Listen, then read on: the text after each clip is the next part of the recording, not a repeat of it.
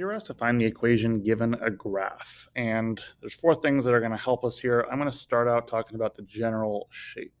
So in this case here, this general shape, normally we have our exponential decay that looks like this. If we flip it over, it looks like this. So I know it's not going to be exponential decay. My exponential growth, if I flip that over, okay, hey, it looks like it's going to be an exponential growth, meaning that my b value is greater than 1, and it is going to be flipped vertically.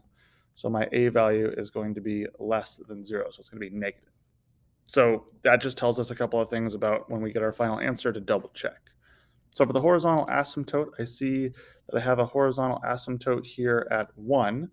So that tells me k is equal to 1. Next, I can look at my reference points. My first reference point here is 3, -5. That tells me the h value because it's the x value of our first reference point. So h is going to equal 3.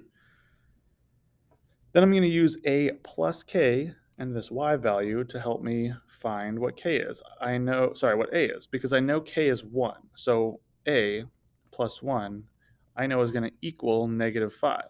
So I subtract 1 from both sides, and I get a is equal to -6. So let's look back at what we first learned, and a is less than 0. That makes sense that it's negative. And finally, we're going to go ahead and use a and k to help us find b, and we're using this second y value of -11. So I know a is -6 times b plus 1, which is k, equals -11. So I subtract 1 from both sides, and I get -6b equals -12. 12 divided by 6 is 2. So b is equal to 2. And yes, that makes sense that b is greater than 1. So now all I got to do is plug these values in to get my final equation.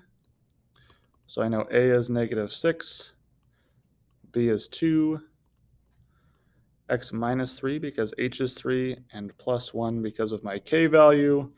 I know it's a little bit cramped, but here is my final equation.